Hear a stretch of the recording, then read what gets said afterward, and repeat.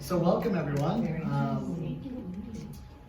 Very excited to be here. Some of you know who I am, but we'll have a nice, easy format here for today's session. So this is how to prevent falls and how to remain strong and independent on your feet. The format of the presentation is pretty simple. I'll give some introduction of myself and the team here and a little bit about why we're here and our general mission and aims. I would like to hear from you what concerns brought you in regards to balance to this presentation, so that we're sure to include some information that's pertinent to you. I'm going to go over some information that's helping you understand how balance systems work and how things are coordinated, and then provide some, if you will, general tips. Obviously, we're going to move towards expert advice. We've got some exciting things to show today and to consider using in our plans of care for those individuals that want to maximize their ability to move, whether they have falls, whether they have lower back pain, whether they have hip or knee pain. We've got this fancy schmancy device behind me that we'll talk a little bit about today. And the originator of that device is actually here today as well, so we're really excited. So, for orientation, for those of you who are unfamiliar with the clinic, towards the front, if you go out towards the reception desk to the left, another sharp left is a restroom. If you need to get up and use that, by all means. On your clipboards, you have a number of things. Obviously, the first page, I think, is just folks in the community and surrounding communities who've had intervention here from some of our reviews. I believe there's a blank piece of paper in there for you to take some notes if you would like. There's also a couple other sheets. There's an envelope. We'll describe that a little bit later that entitles you to a complimentary discovery visit. And then there's also a form to fill out ahead of that discovery visit that helps us get all pertinent information for you. We'll describe that a little bit later. Is there anything else in that packet you don't understand? Did it cover everything? Awesome. So we'll get going. My name is Dr. Eric Kaler. I'm the founder of Physical Achievement Center. And this is the How to Prevent Falls and Increase Strength to Remain Independent and Active. So we help people achieve greater mobility and strength for their active life without medications, drugs, and surgeries. That's been our mission since the beginning.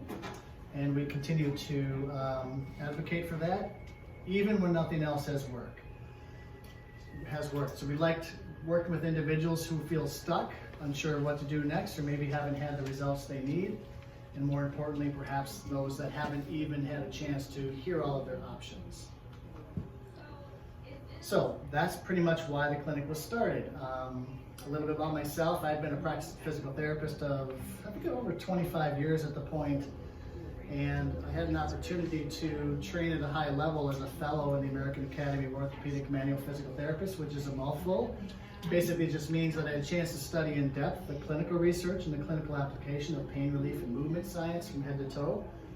And I realized there's a huge gap between what's available for folks and what's possible, what's offered in the community. There's a wide range of reasons for that, but basically I became frustrated because I realized that my friends, neighbors, and family weren't being offered the best in the community. So I figured there was a space here to advocate for non-drug, non-surgical care to keep people strong and active. I am not of the opinion that people need to suffer needlessly, or as they add more birthday candles, subject themselves to not doing the things they enjoy doing and love doing. I'm having more birthday candles added to my cake every year as well. So I'm interested in helping people, making sure that they get the best out of what life has to offer. I wonder if maybe we hit the lights a little bit. Yeah, that was actually my next question, to see if that would look right. So I have a slideshow to keep me on track, basically, right? So I don't talk too much, right? So there we go. There's a clinical team, really proud of this team. There's a number of folks in there. Support staff is terrific. Some of you already interacted with some of them already. There's Robin in the back, way in the back, way in the back. There's Megan, who's in the room here. And then there's Kelly. I'll introduce some of the other clinical team as well. We'll certainly introduce Mr. Joe here in a little bit as well. He deserves his own introduction. So the bottom line is we want people to make better healthcare decisions.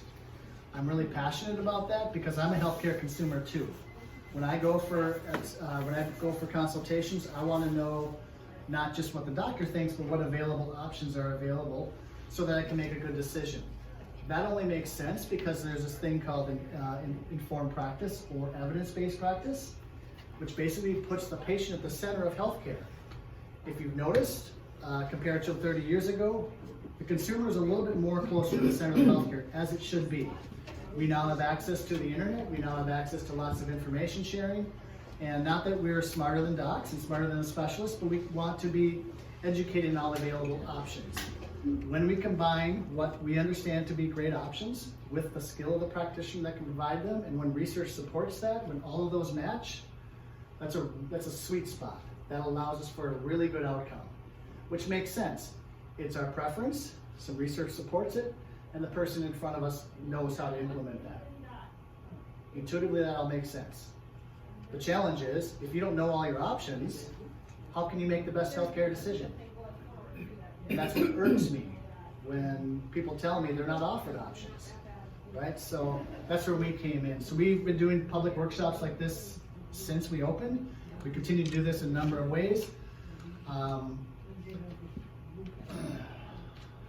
We don't want to disrespect folks by saying silly things like, what do you expect? It's your age. Like, if you can't help somebody, just tell them, right? Or you just have to live with it. We don't find that acceptable. So, told you a little bit about myself. Dr. Rebecca is another clinician here with over 10 years experience. She's certified dry needling. She's got a fellowship in applied movement science, and she's helped a number of folks in the area. She was actually awarded the Physical Therapist of the Year in Wisconsin in 2019. Dr. Jessica is the newest member of our newest Doctor of Physical Therapy. She is enrolled in a fellowship program. She's certified in vestibular balance and dizziness. Jean is a physical therapist. She's specially trained in pain relief and sports recovery massage, certified spine specialist, certified upper extremity specialist. Cordy is a physical therapist who's got 6 years of experience. She's certified in pain relief and sports recovery massage, certified spine specialist, certified upper and lower body specialist. We value training to bring our patients the best that we can. Lori Shates is also here. She's got over 30 years of experience. She's a specialist in edema or swelling, and she has been a national teacher and mentor for that type of treatment program. We introduced this gentleman here, and just why you're here and what your role in this is today. Well, first of all, I commend you guys for being proactive in the balance aspect, because the biggest issue, or the worst thing you can do if you have balance issues, is to not do anything. And because the less you do, the more likely your balance is just going to progressively get worse. Real quick, a little bit of history about this equipment. We've been around about 20 years. We sold the Atlanta Falcons, used it for Michael Vick's rehabilitation. We did a lot of sports enhancement, and it's probably about 2007, I was at a conference and I had all these therapists coming up to me talking about how great this would be for stroke, for hip replacement, for geriatric, for any kind of neural application. Honestly, like Larry, I'm an engineer for background, so I designed this thing, but really I've kind of learned as I went along, and I've learned a lot from some high-end people. We actually sell 15, I think we're up to 15 NICO facilities in the military, which actually works with brain injuries. One of our first systems was at Walter Reed Hospital when soldiers would come back from Afghanistan in their amputee department. So we've kind of evolved as we went along.